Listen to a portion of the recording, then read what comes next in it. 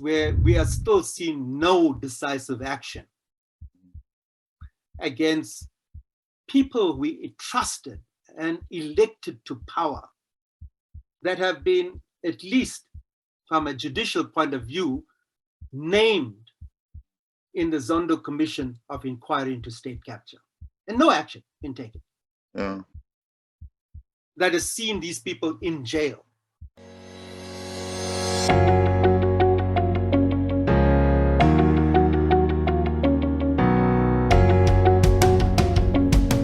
Okay, here we are again, ladies and gentlemen, on WorldView. Welcome. This is the number one media company where we explore everybody's perspective on things that can make our own worldview a little broader. Today, we have no other than Naidoo. If you know the history of South Africa, the history of labor movement activism in South Africa in the early years of the Nelson Mandela presidency, and you've never heard the word Naidoo, I'm worried about you.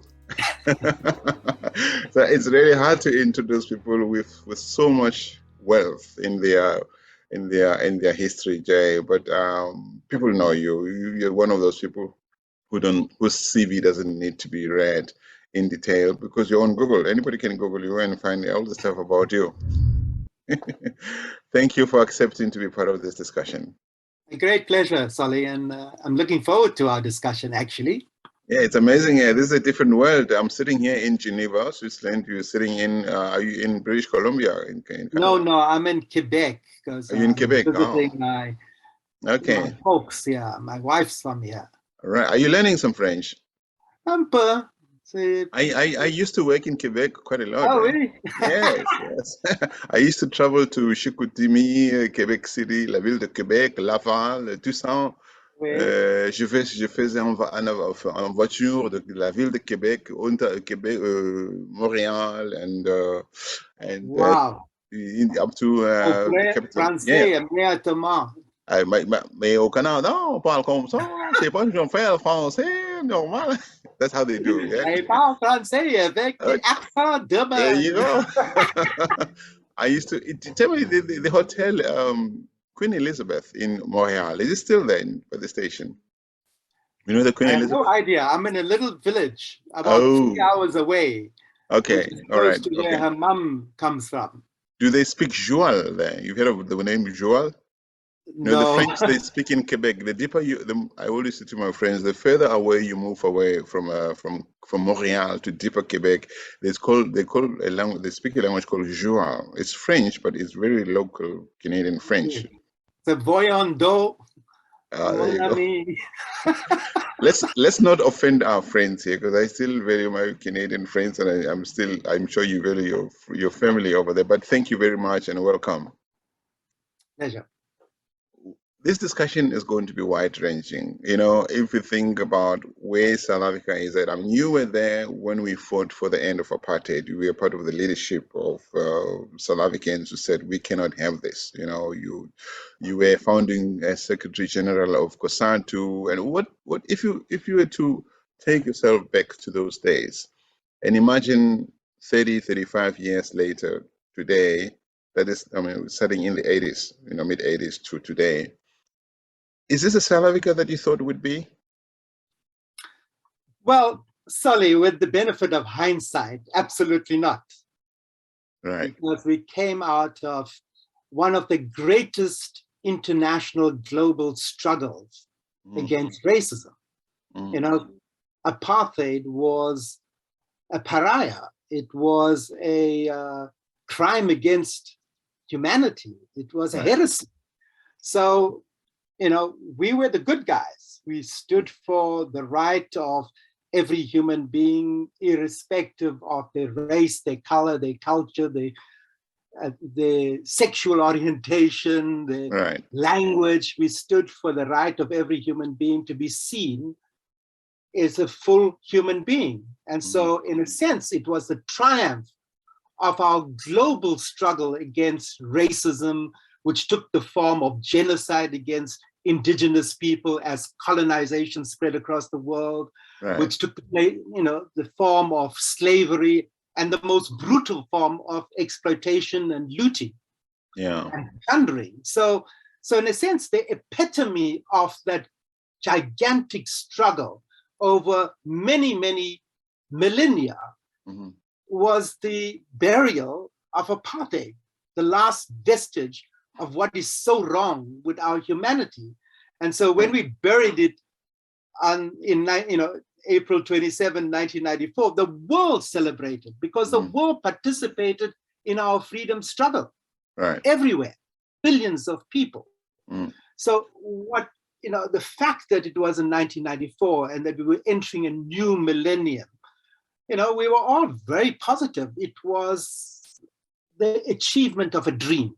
And yes, if I look back on the contribution of the generations before you and me, that was the sacrifices they made that enabled us as a generation to incubate and birth a sacred container of a constitutional democracy based on a decades-long commitment to achieve one person, one vote in a democratic, non-racial, non-sexist South Africa. But now, so yes, it was a celebration in 1994.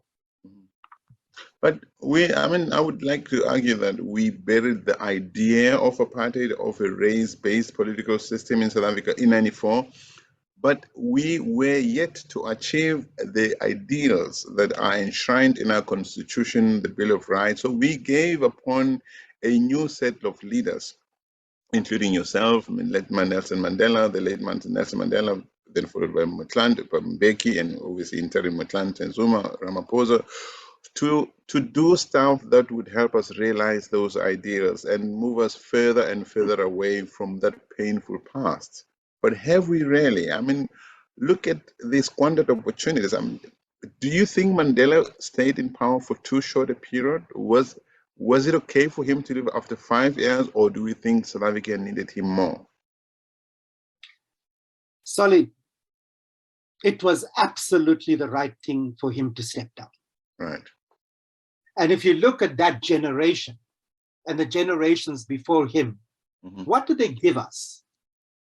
They delivered on that mandate of one person, one vote, and put it into a safe container of our constitution. But he never said that we have now eliminated the reality of apartheid. We deracialized politics. That was all we did. The rest of it had to be done. And that's why coming out of the trade union movement, Cosatu, in the late 80s, we said very clearly to the Tripartite Alliance, we were not part of the alliance at that point. But we said, it's all great for us to be under one big tent, fighting for the right of one person, one vote. And where you could have communists and nationalists and capitalists and businessmen and trade unionists and women and children and students and youth. So we are all united around this demand of one person, one vote. But Cosatu raised, as early as 1988, the notion that we needed to know what would replace apartheid. And so what came out of those conversations, which arose from the ranks of the working class, is the notion of a Reconstruction Pact, where we said, if you want to form an alliance with us, because we are the largest organization. So was that before the 94 elections, or completely before the long before? Okay. This was now approaching 1990, discussions around when Mandela is released, political organizations unbanned, and the discussion is, what is the new tripartite alliance? Because SACTU was a great organization, but it was an exile. Now, you couldn't have an exile organization representing workers when you had Cosatu in thousands of workplaces across the country. So I had a very good relationship with John Academy, K. Munsami, who led SACTU in exile. And we reached an agreement that actually SACTU should be phased out, the staff should be integrated into Cosatu, and that Cosatu should enter into an alliance. And we said, what is the program of action? And that became the Reconstruction and Development Pact, which morphed into the Reconstruction and Development Programme, which set a number of milestones for the achievement of the developmental state that we wanted, and then became the election manifesto of the ANC, which won us the landslide election. But just before, but between the two incidents, we had the multi-party negotiations. So how did that pact that you signed with SATU fit into the multi-party elections, negotiations rather? The decision that Cosatu made is that it would deploy a number of its seasoned negotiators into the multi-party negotiations in CODESA. And that's what we did, whether that was Sidney Mahamadi, whether that was Cyril Ramaphosa, our current president, who became the ANC Secretary General, or whether that were lawyers that were associated with us like Halton Cheadle or organizers like Bernie Fannerock. We deployed a number of people, but Cosatu made a very important decision that I should stay out of the negotiations. Because remember that early. I mean, you, Jay Naidoo, should stay out. Naidoo, the Secretary General, the General Secretary has to stay out of the negotiations, because we were entering this period where the liberation of Nelson Mandela, the unbanning of the political organizations, had also created an extreme reaction from those forces that had aligned to the apartheid state, whether those were the Bantustans, or whether those were the AWB, whether those were elements within the state who had orchestrated a series of violence and assassinations and bomb blasts against us as the democratic movement. Right. And so the intention of Cosatu was say, we have to be mobilized. And that it was a role that I would play to make sure, as we said it at that time, to make sure that the negotiators knew that we were banging on the doors. Right. So did Cosatu, what was the relationship between Cosatu and the UDF at the time?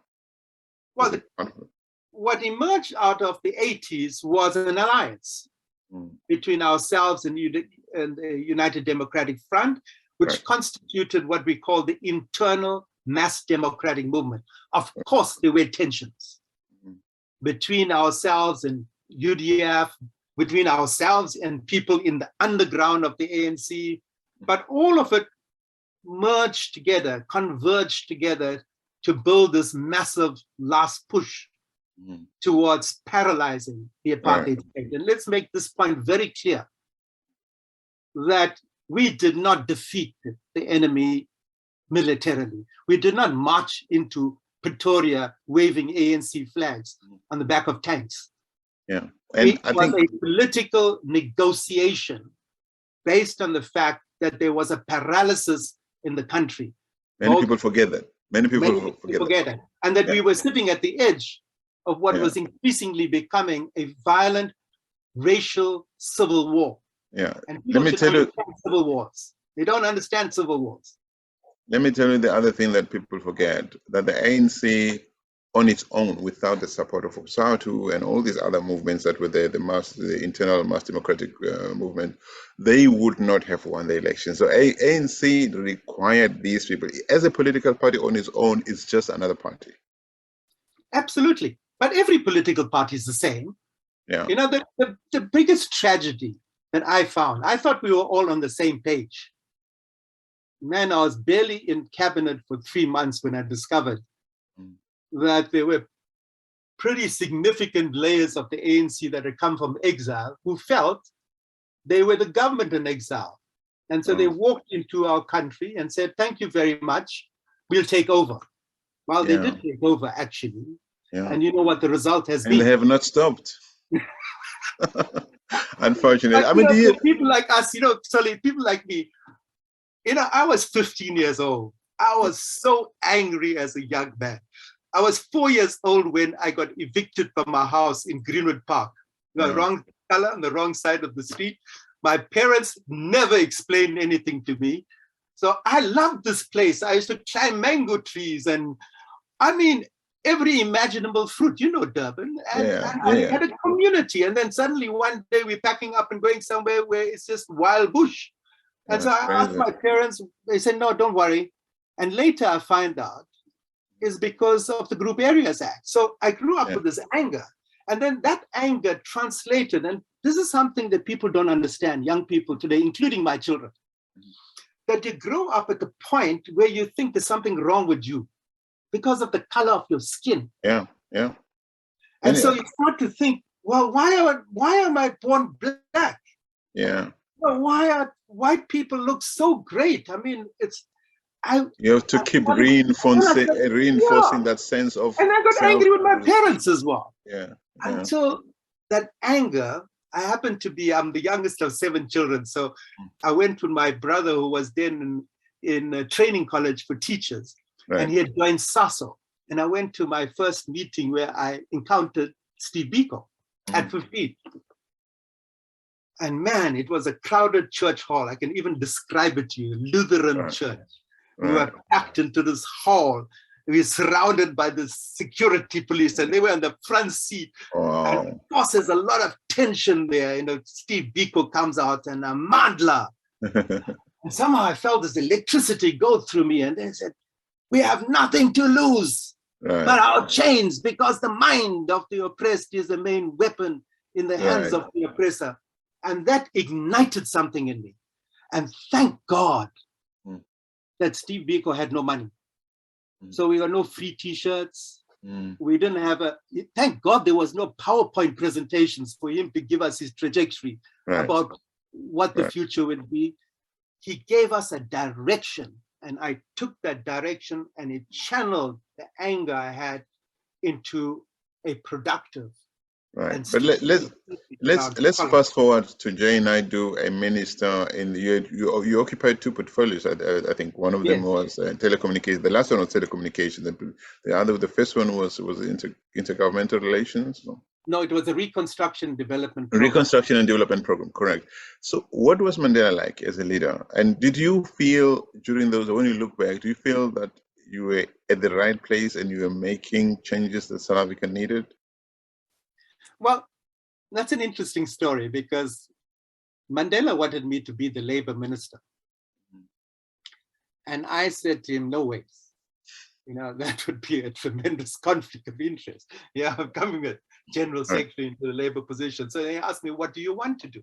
I said, I've been released with 20 other trade union leaders to go onto an ANC ticket into parliament, which itself was a big, extraordinary battle we had to face with our erstwhile ally, but they accepted it at the end. And I was then nominated to be the coordinator of the Reconstruction and Development Programme before 1994. And so I said, well, why don't we set up an RDP office in your, that's what I said. And what he then announced was this long title: Minister without portfolio, responsible for the Reconstruction and Development Programme in the office of the President. Okay, bottom line is that I had to set up the organizational office to implement what your first question was. How do we take the Constitution and our ambition and hope and aspiration and our majority in Parliament towards the realization of the goals of the Reconstruction Development Programme? And so we set up an office. But when I arrived to set up an office, I had not one employee. In fact, when I walked into the office, there wasn't even a kettle. So we had to set up everything from start. But the office was interesting because, in a sense, it had a cross-cutting competency, whereas all the portfolios were vertical, silos, basically. We didn't change anything from the past. So at the height of it, how many people did you have? At the height of it, there were structures at every province. But I would think about 25, 30 people, if I can recollect, that and then we recognized that the state had no capacity. Still has no capacity, even worse now. Was cadre deployment a big thing then, or bigger than today? No. In fact, the type of cadre development deployed the best comrades to very important positions. Right. Cadre development and deployment became corroded and became about theft, basically. Yeah. Later, when the political machinations of different factions would saw the state as a trough for enrichment. That's when cadre development, which starts off with a very promising start with the best, comrades deployed into the state, which is what any state does. Okay, but what were your proudest moment when you look back at the Reconstruction and Development Program today, so many years later? What do you say? What do you look back and smile? What makes you look back and say, you know what, I was there, I did that? Well, I think the most important thing is that we reached a point where integrated delivery. So if you're planning a township, we started to work in cattle in the East Rand, Hatteras, and we started to think about how would we connect local government, businesses, civil society, and different tiers of government into integrated development. Right. And so we produced a number of things that talked about an integrated urban strategy, an integrated rural strategy, how to see the rural areas as an extension of, as a line that ends up with, us in the cities. Yeah. Just a question, sir.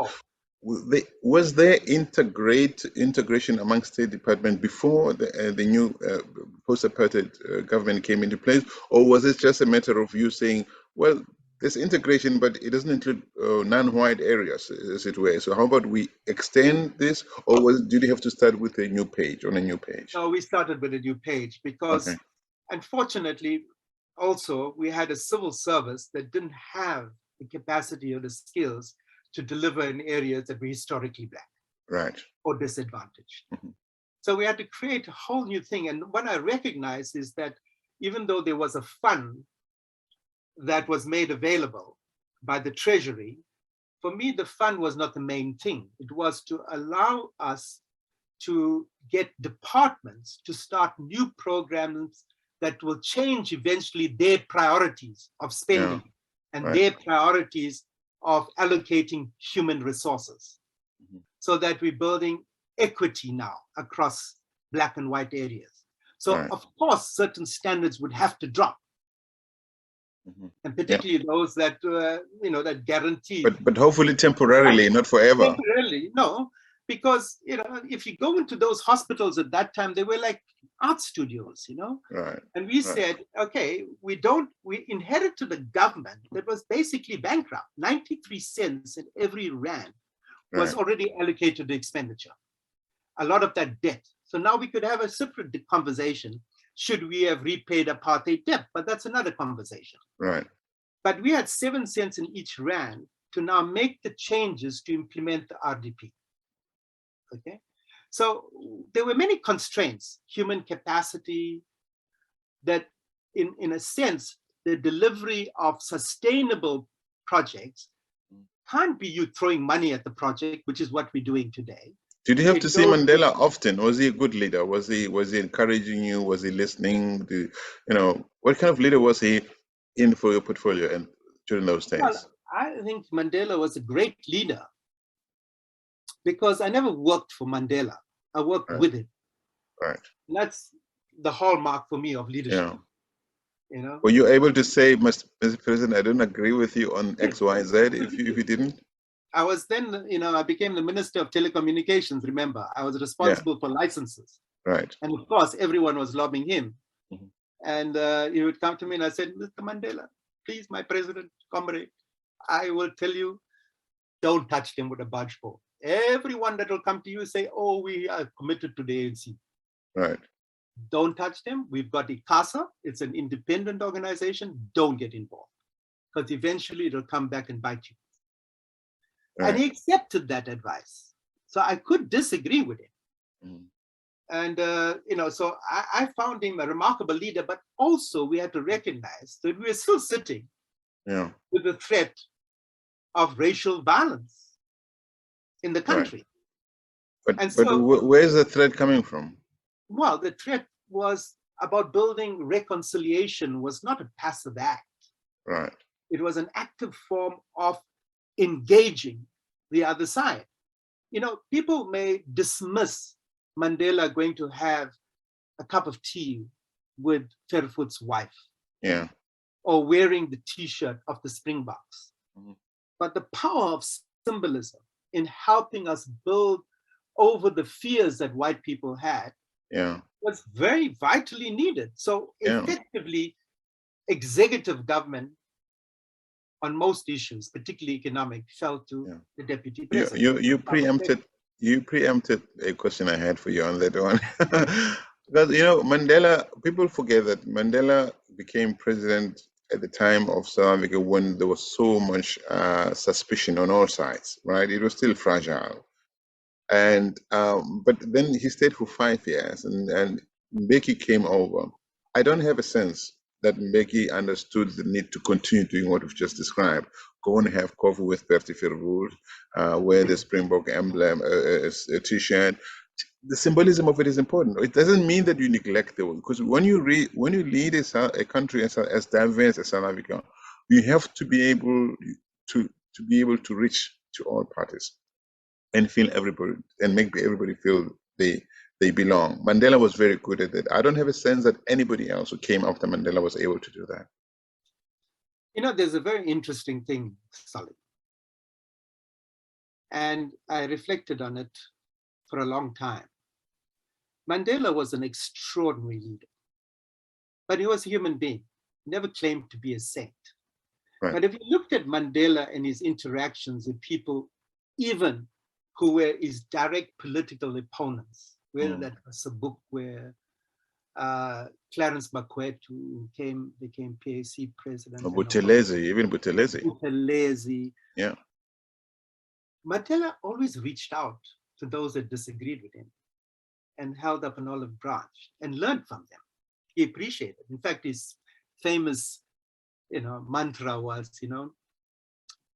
have breakfast alone because you need to find out who you are and why you are here and what you're doing. Right. Share your, breakfast with someone that you work with and you trust. Share your lunch with that person.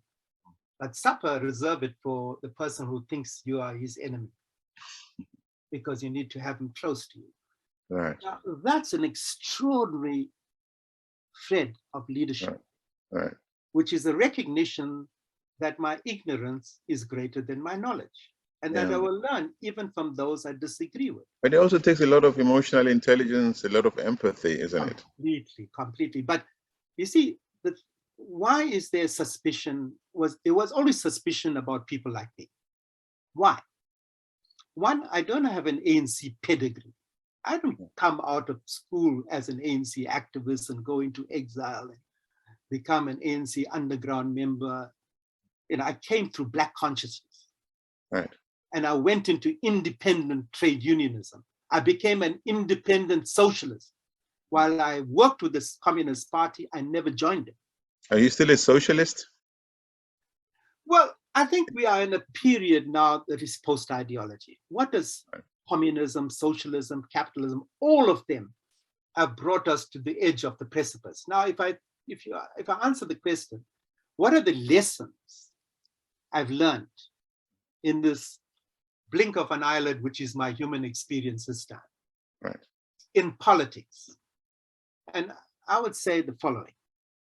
One is that we never considered environment or Mother Earth as important. Many still don't today. We still don't.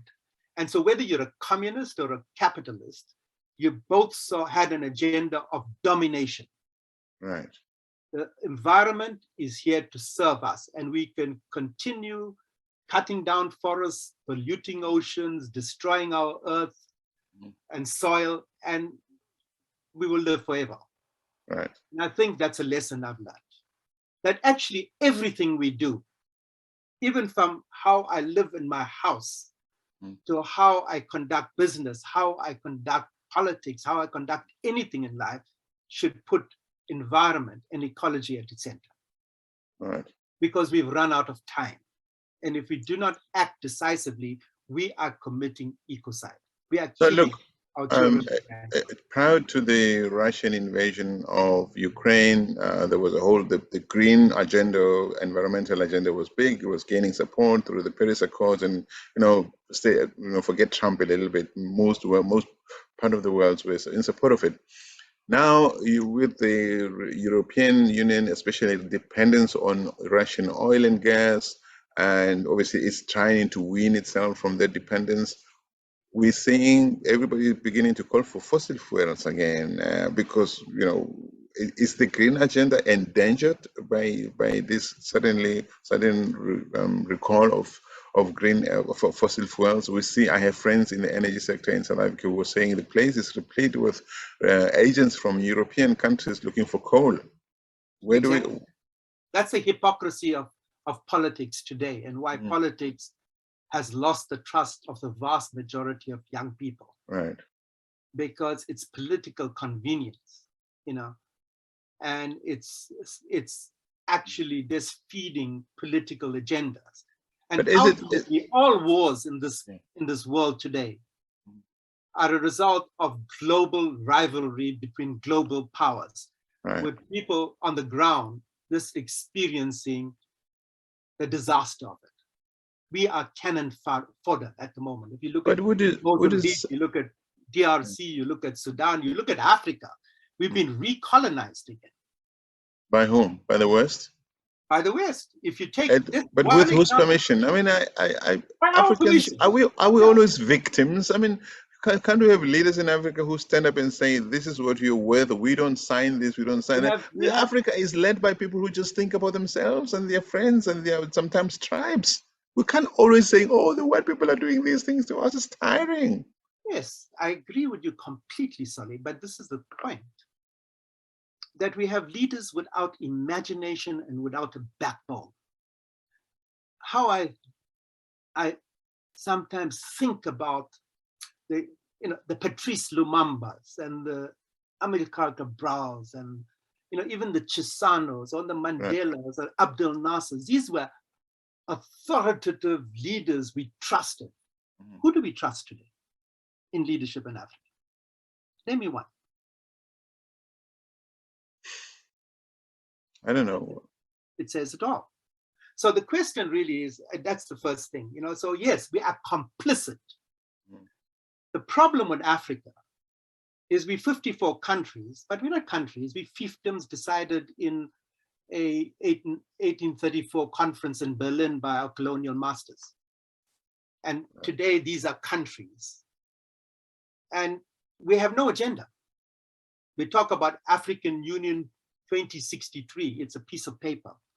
Yeah, but that's a point I'm making. We can't constantly be blaming others for not having an agenda. Aren't we big enough to be saying, wait, we don't have an agenda here.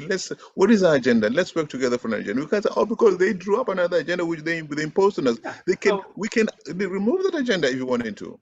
Exactly. So the point is, who can remove the agenda? So how do we go back in our own history to say we have to remove this agenda? Right. Look at the Kenyan election today. I mean, it's still guys that were Mandela's age wanting to be president of Kenya, a major powerhouse of East Africa. But look at our country. Is it any different? So where will change come from? And change always comes from young people. Change doesn't come from people that look like you and me, especially not like me. Well, I mean, I disagree with you. Mandela was, no, I disagree with you. You can take people like to say young people will not necessarily. Malemba is younger than Mandela. Mandela was a wise man. He was about 72 when he became president. I think that people's outlook is not determined by their age. Of course, age can influence the way you do things. If you, especially in the same place all the time, like the way of the ANC. Some of the ANC ministers have been there since '94. They don't care about thinking about new ideas. They don't care about new ideas. But there are also younger people who are misinformed, who are saying crazy things, who don't know that South Africa was at the paralysis that you mentioned in the early days, who think that the ANC won power. We just, won a military victory. I don't know where. It was about just raise off everything. We don't live in a world where the winner takes all. We live in a world where there's no room for that. The dead Russian president, Boris Yeltsin once said one thing. He said, you can build a throne with bayonets, but you can't live on it forever. You can't sit on it forever. We don't have a world anymore where the winner takes all. We are part of a huge global ecosystem, aren't we? Surely we have to find a way to coexist with nature, with animals, with flowers, with the biological, microbiological, oceanic beings.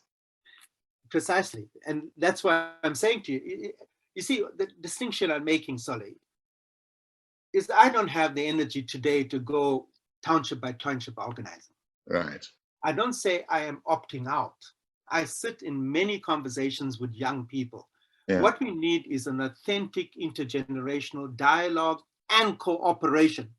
I've told young people, I'm standing aside with you as you are marching to demand service delivery, or you're marching to demand quality education or quality health. Right. I am not cutting myself off from that. But we have to find new ideas and a new paradigm of thinking.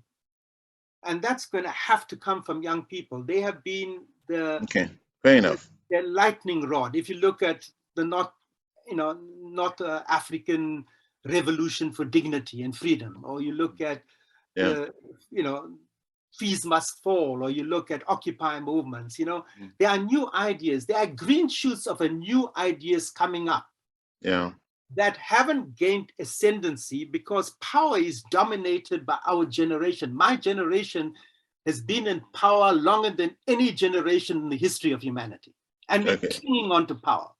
So you look at this bunch of billionaires today, with their space toys and the billions that they've made, billions, trillions that they've made, when hundreds of millions of people lost their jobs and their fortunes and their homes in this COVID pandemic and the lockdown that it led to. So here we are looking at, we need something so radically different, Solly. Yeah. And I'm saying is that the only place I can imagine that coming from is from a dialogue. That is saying, let's look at a clean sheet of paper like we did in 1990. Where do we go from here? Okay, but the other thing that's been in power for too long is a tripartite alliance in South Africa. When you look at the role of Cosatu, the entire tripartite alliance, is it still relevant to South Africa's contemporary challenges? Amen, Solly. That question answers itself, man. If you look at 1996, when they closed the RDP office, they effectively booted out the RDP and its developmental angle, because it was about human development. Right. It was about people and basic needs, water, electricity, integrated development, building new non-racial cities and towns. So all of it was about, we were going into factories in 1990-91, where shop stewards were talking to employers, how will we implement the RDP here in this factory? And of course, in my mind, that will go into the question of ownership as well. How do we share ownership? Because this, is it BEE? Was it nothing BEE? Nothing to do with BEE. Okay. It was about real empowerment. How would workers benefit? How would communities benefit? How would the society benefit? How could, in my mind, we would have to go to the farms and say, okay, these farm workers will live with you for generations and help you build your farm, have contributed to your wealth. So what are you prepared to share with them? Whether it's 10% or 20%, I don't know. It was a negotiation. All of that gets closed. Why? And that's why, there is a conversation, and maybe some researchers will find some answers and analysts like you will find answers, but somewhere along the line, we change direction. So is a tripartite alliance. What comes out of it is BEE, but it's big BEE. Yeah. And so the question about how do we deal with empowerment of a disadvantaged Black majority gets replaced by how can we transfer X% of the economy to certain selected, politically connected people. And so we created a situation where we created the type of country that we have today, which is a pariah again because of inequality.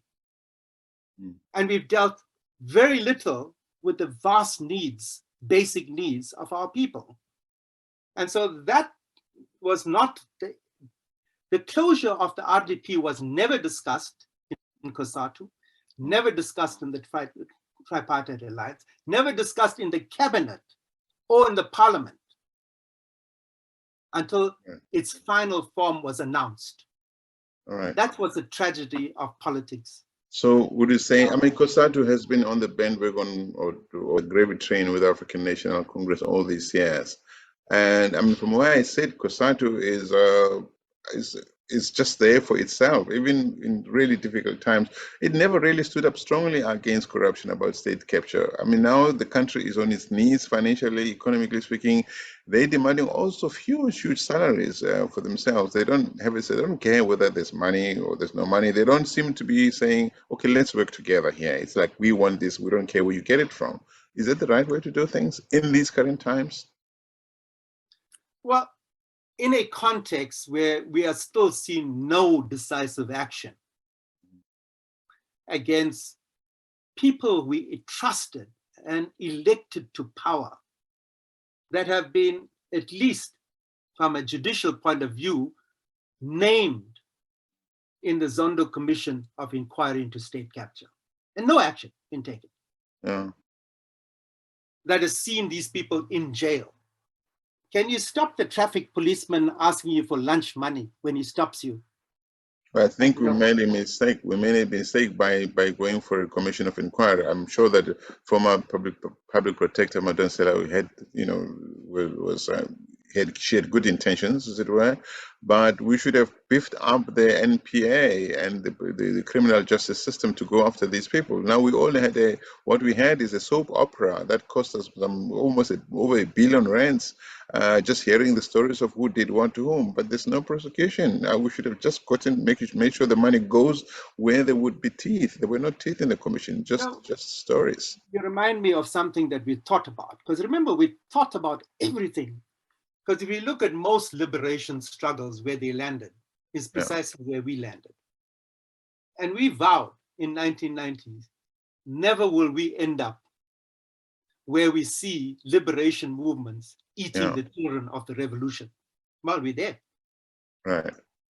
So you have to ask the question, okay, how do we get there? Yeah. And I think fundamentally, it comes back to part of my own inner journey. And I recognize that actually changing a unfair, unjust, political system, it'll take us maybe generations, but it's not rocket science. It's arithmetic. Right. We got to get the numbers, and you got to have, get the numbers in the right order, So the bottom line is what I recognize today is, in fact, changing people is as important as changing the system. Otherwise, any system will be corrupted. We created Chapter 9 agencies to protect the Constitution. One thing that we forgot is ultimately it's the president that appoints the person. And if the president is corrupt, you're going to have a corrupt person in these Chapter 9 institutions that we are relying on to guarantee our democracy. There are systemic changes. Now, I'm absolutely convinced that what South Africa needs is not just to replace Soli with J or J with Soli, but to say, how did Soli get to do this to us for so long? What are those things that need to be strengthened in terms of checks and balances? Have we placed too much power in the office of the president? For instance, I believe we have. Look at what Zuma did to us. Anybody could come in smiling, dancing, looking really cool, and once they taste power, they go rogue on us. Do we need not have that conversation about the kind of powers that are given to the president? Completely. But look at where the authoritarian imperial presidency started off after Mandela. Yeah.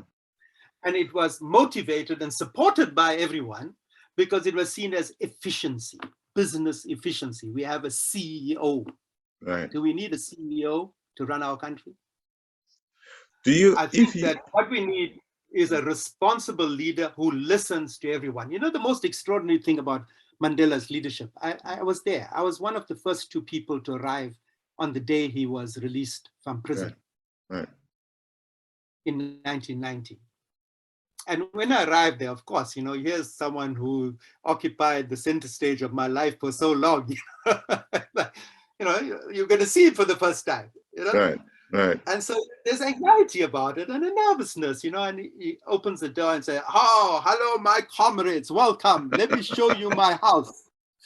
And he then takes us around the place and shows us where the microphones are and so forth. Right. And then everyone starts to arrive. And remember, we were delayed by hours. The whole world is wanting to see Mandela out of yes. But here he is, you know, we're still locked in a debate. You know what the debate was? Where should Mandela speak first? And of course, you know, a number of heavyweights, including when he wanted him to speak in Soweto, the natural place. This is So wait a minute. I thought that was planned long ahead of time. There was a whole reception committee that was established before he was raised. No, I must tell you something about that reception committee and things we did. Okay.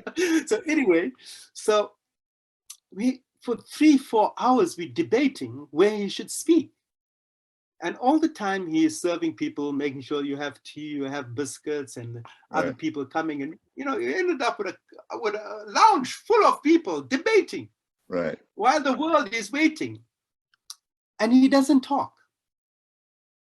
until the last. And he says, "You know, comrades, I have listened to all of you, and we've spent many hours talking about this, but you know, Cape Town has been my home for the last 27 years. This is where I'm going to speak." Right. See, that's leadership. And listening to everyone before enunciating. You know, the problem with politicians today, you know, they want to come into communities or into our country and wherever they go into, and actually they have answers for questions we haven't even asked them. Right. Because in their mind, they've already decided what they want to do. That's the failure of politics. Yeah, but I have a question for you. I have 2 questions for you that I mustn't forget. One is, if you were given 5 minutes, or if you had 5 minutes to speak to a Cosatu gathering, what would be the 2-3 messages you would want to leave with them today? I think the world has changed forever. The speed of the technological revolution has destroyed the basic tenets of what we consider to be the production line. Because when I went into factories, there were 1,000 workers, there was one employer. Today, there are multiple employers. If you look at Marikana, it was the context of the rock drill miners being contracted, outsourced. And the union they felt the union wasn't representing them fully.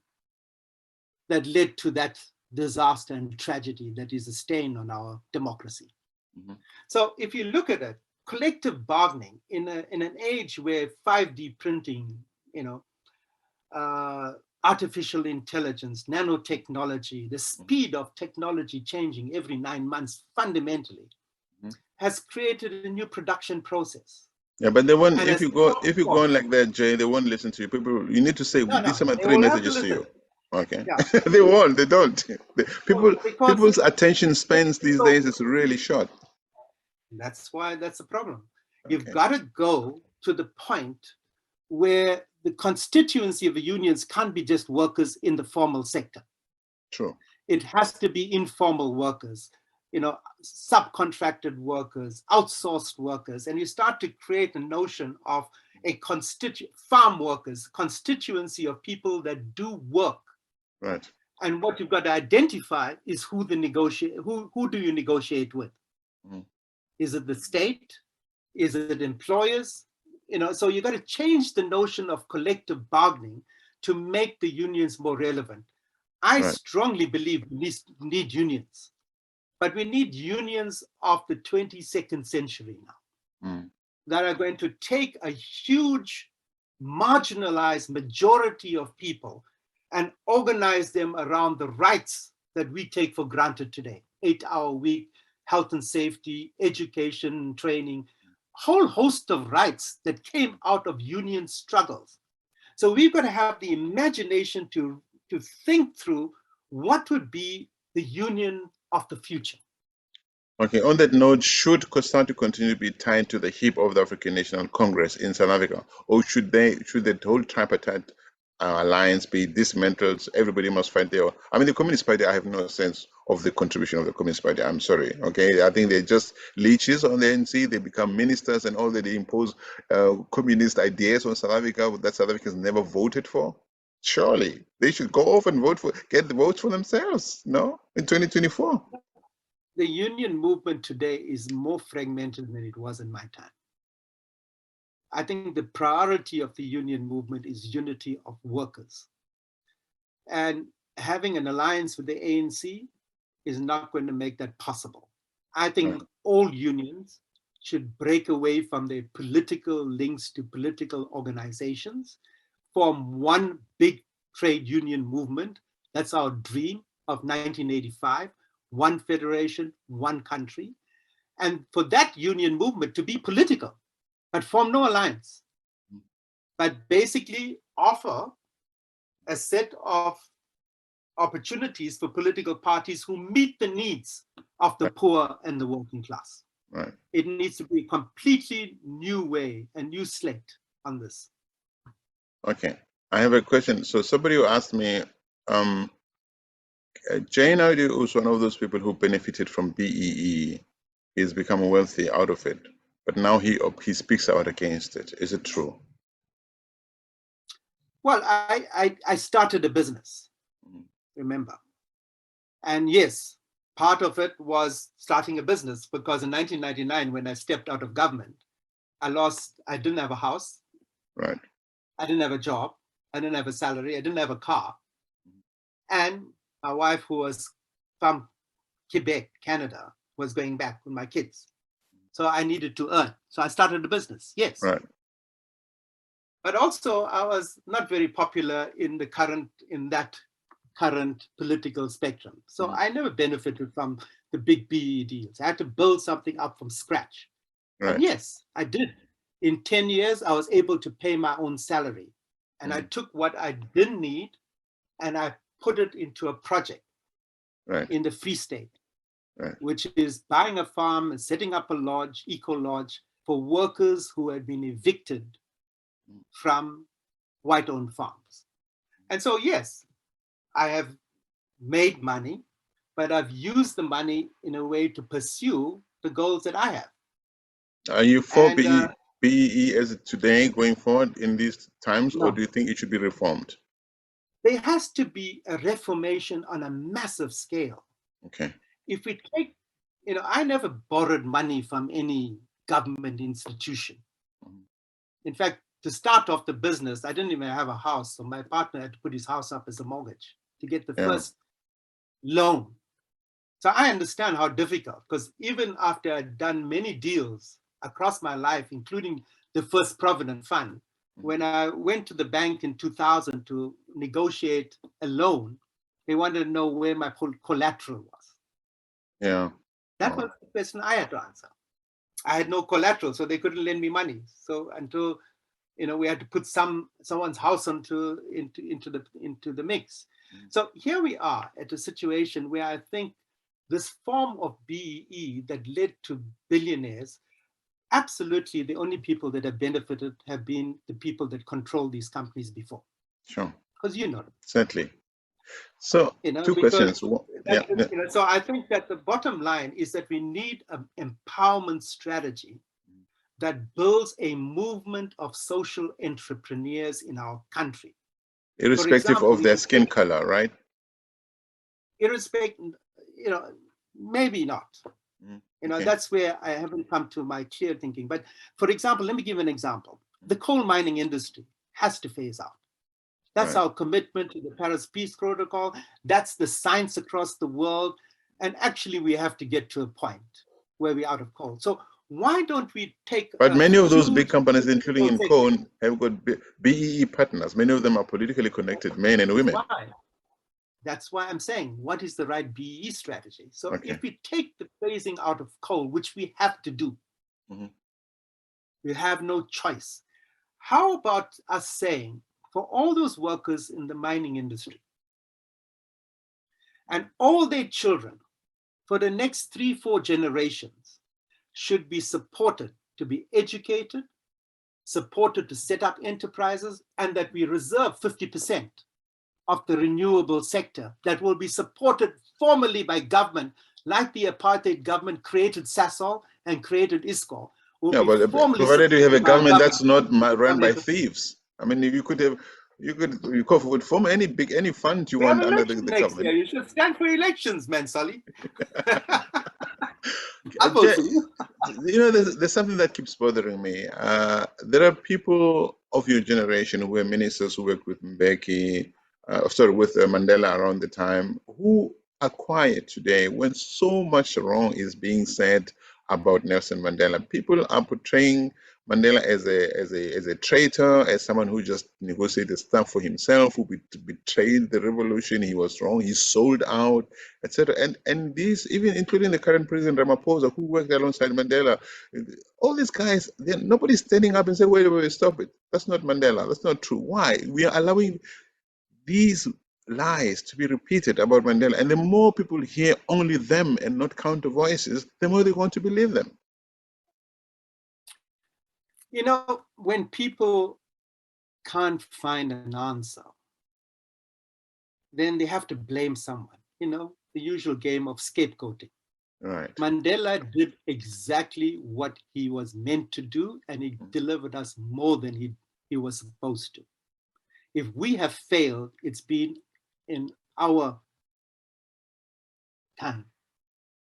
Right. But no Mandela to blame. I think Mandela often said, of course we've made mistakes. All of us have made mistakes. I take my mistake. Sure. When we went into government, we had the statist approach. We have our hands on the levers of state power. Now we will do what we always wanted to do: deliver jobs, deliver electricity, schools, clinics, everything. So we created a state-led delivery system. When in fact, the thing that brought us freedom was the energy of our people, harnessing that energy. We didn't win our freedom because of Mandela or Naidoo or any other person that led organizations.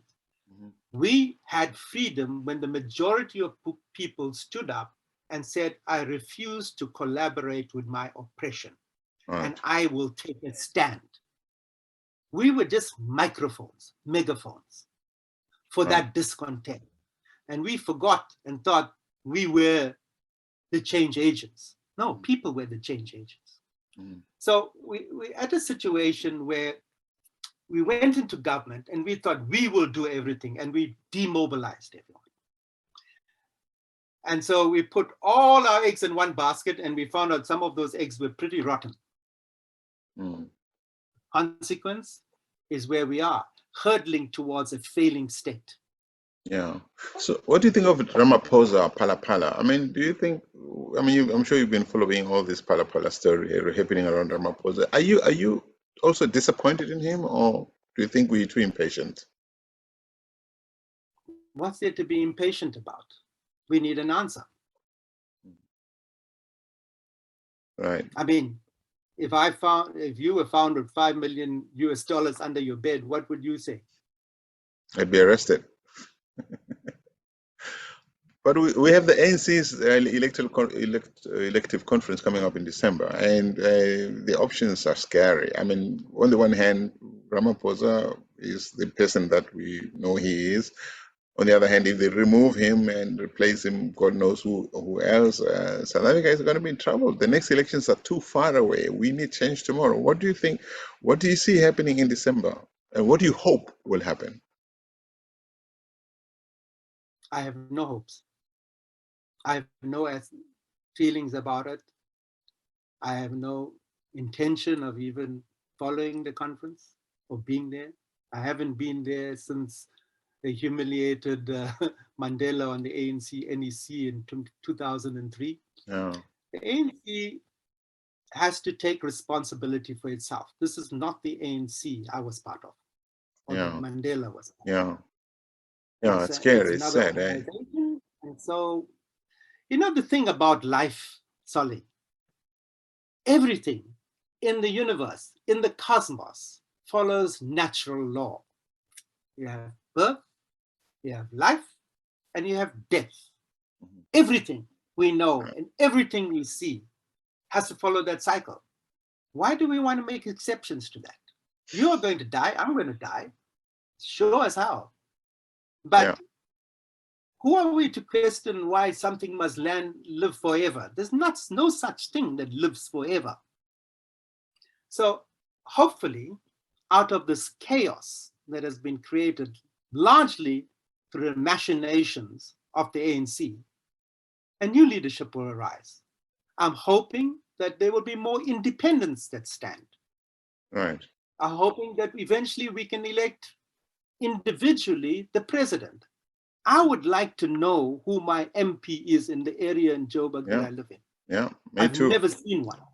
I've never seen one. But you also want to know that you also want to know that they will take your views. Sorry, go ahead.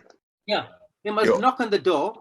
I don't matter whether they take my views or not, but I know that you are the person, if something goes wrong in the area where I'm living, you're going to have to answer. Yeah. Party politics based on proportional representation have created a scenario where the party bosses of all parties rule. You see that. No party is exempt from that. True. It's the baron at the top, usually men. Yeah, that's very sad. That rule. So we've come to the end of this discussion. I keep complaining that 1 hour is too long for many people's attention spans, but it's never enough. When I have people like yourselves in a discussion, I need it for 2 hours, 3 hours. But is there something that I didn't ask you, Jay, that you would like to say to the world, to South Africans? I've gone on a very deep journey within, because I questioned everything I did. Yeah. And I encountered in this valley that I went to a very deep spiritual tradition of Africa. In fact, I got to discover that Baba Credo Mutwa described this place as a birthplace. And there was a Sangomas valley where Sangomas from the region trained. And there were healers that came there from all parts of the world, from Mexico, the Amazon, etc. And so I discovered something that I was waiting for. And I entered into a conversation with these healers, and I discovered a whole new world. 500 years of colonization, slavery, and the most brutal economic exploitation almost erased our identity as Africans. And so we're all striving to be poor photocopies of someone else, whether it's the West, the East, the North, whatever, But actually in that deep indigenous wisdom sits such tremendous knowledge that could help us navigate today, but not just ourselves, we could help the world. But how do we dip into that? What would it take for us to dip into that and become better, people more authentic, as it were? Well, I think the first step is go to the village. I'm sure you have someone living in a village. Just go and sit with those elders and ask them, how was it? But Jay, you and Something- I could read the same book, watch the same movie. It doesn't mean that we'd walk away with the same level of wisdom, really, No, does it? we don't have to walk, because each one of us has an individual path, and then we have a collective path. When I Right. went to become an activist, I was making an individual decision, but along the way, I met others that I found unity with, and I found a convergence with.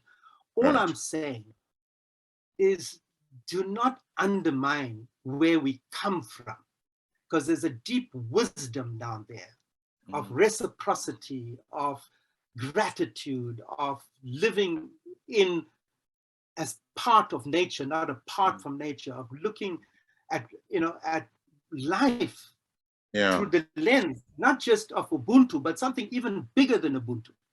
I'm saying that we have to bring this traditional knowledge and the wisdom that accompanied it into the mix today, as we decide how to carve a path for ourselves going forward that goes beyond identity, beyond race and color and sexual orientation and culture and whatever the division is that we've created between ourselves.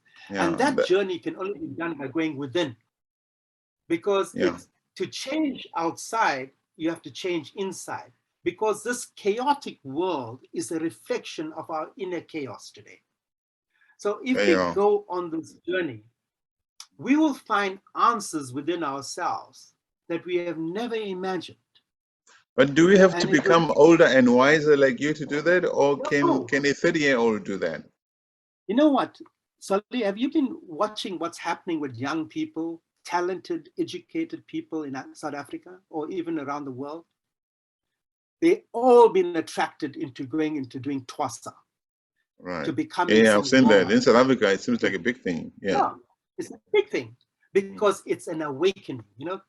The coronavirus is a messenger. Of course, we got to be aware that it has consequences, but it also has forced us to go within ourselves because it's house arrested us. But it seems to be happening to you and me, the ordinary people. It's not happening to those people at the political helm of countries like South Africa who control policy making, who control the finances. They don't care about that. They're heavy. They're digging fatter and fatter at our expense. They don't need to look inward, to introspect, to meditate. No. All of that is just a house of cards. Right. The system is broken. One war between global rivalry between NATO and the United States and Russia has led to people of Ukraine becoming cannon fodder. Right. All of that is just, at the end of the day, those that believe they have all power are actually like naked emperors today. Yeah. And sometimes there's a saying that even a flutter of the wings of a butterfly can change events in the cosmos. Okay, Never I believe that. underestimate the smallest thing that we can do. We don't need a mothership anymore. We don't need a Titanic. We need an armada of billions of small boats doing the right thing and going to one person at a time, right? One person at One a time. person. Jay Naidoo, thank you very much for this discussion. I really appreciate it. But I have to say to all those who listen us and watch, viewers of the show who are still with us, if you've come this way in this conversation, it means that you've enjoyed the content. Continue sharing it, subscribing to our channel, and please, if you want to help WorldView, you can write to us at worldview.help@gmail.com. Jay, thank you. I hope that we'll get to meet in person one of these days in Canada, in South Africa, somewhere in the world. You take care. And this is Solly Moeng at WorldView. Bye-bye.